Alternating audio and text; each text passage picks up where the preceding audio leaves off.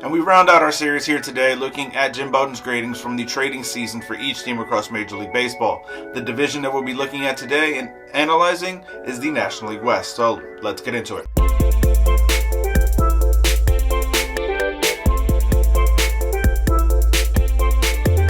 What's going on, baseball fans? Jeremy Laracuente here for the Baseball Banter Broadcast. And when we begin looking at the National League West, we have to begin with the San Diego Padres. Jim Bowden would give them an overall grading of an A+, and there's very little question as to why.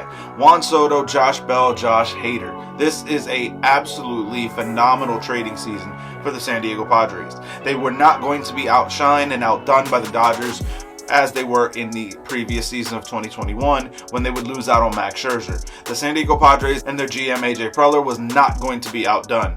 This was absolutely a monumental deal for the San Diego Padres. They are mortgaging the future in terms of their prospect capital with the idea that their next 3 postseasons could include Juan Soto in the mix. So absolutely a phenomenal move. I have to agree with the grading entirely. A+ for the San Diego Padres. Yes, it was a hefty cost, but this is for a premium generational talent. We've already discussed the deal here on the channel, so make sure you check that out. I will leave links to it down in the show notes below or probably up here in the YouTube card. Now, as we look at the second team in the division, the Arizona Diamondbacks would come in with a grading of a C+. And I think this is a little bit high. I would give them likely a C- because I don't think that they did enough with the assets that they have. San Diego, Dodgers, and the Giants to me are significantly better teams than the Arizona Diamondbacks, and even going into next season, there's likely not going to be a serious change in shift with at least the top 2 teams in the Dodgers and the Padres. So when you look at what Arizona could have done, they could have retooled looking towards the future, towards maybe 3-4 seasons from now, as opposed to this season or next season. Arizona is going to have a talented group of players right now on their roster, headlined obviously by Ketel Marte, who would just re-sign an extension with the Diamondbacks, therefore keeping him long-term in Arizona.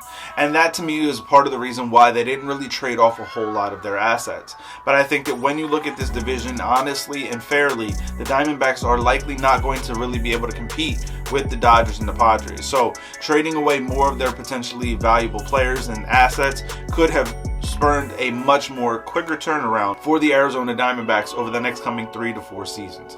But overall, I would give them a C- in terms of the trading season that they had here in 2022. Next up on the list is the Los Angeles Dodgers with an overall grading of a D+. And I would have to agree, it's going to be very, very close to that same thing for me. I think that is just D overall. I don't think that the Dodgers really did anything. Now, that being said, I don't think that the Dodgers really required much. But the little that they required, they did not accomplish in my mind. I think adding another starter could have truly helped the Dodgers be able to sustain a long-term push this season. Yes, the division is likely all wrapped up in hand for the Dodgers in that National League West. But when you look at the postseason and how their rotation is going to shake out, then there are injury concerns with Clayton Kershaw and Walker Buehler. So when you look at what this team is going to be capable of in a postseason series, facing off against a team like the Padres or the Mets or the Braves, this is going to be a much more difficult task now for the Dodgers. Yes, over the course of 162, they are a powerhouse team. But when you're dealing with a much shorter series, having another reliable starter in that rotation for your postseason could have helped the Dodgers. So to me, in that regard, they were a little bit lacking in this trading season. So a D overall is likely the grade that I would put on their trade season for 2022. Next up on Jim Bowden's list is that of the San Francisco Giants with an overall grading of a D. To me, it's very close. I think it's likely a D-. I don't think that they did enough in one way or the other, trading away assets and players and also adding to their team for this potential postseason run. I don't think that the Giants are really in a position right now where they can truly compete with the Dodgers and Padres for the rest of this season. However, going forward, I do think that there are some pieces on that team to very much like.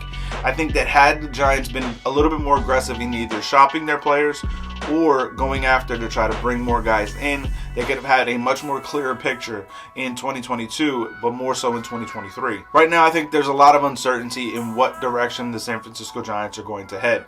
There's going to be a lot of questions about this team, in my opinion, going into the offseason, as they do have some valuable players.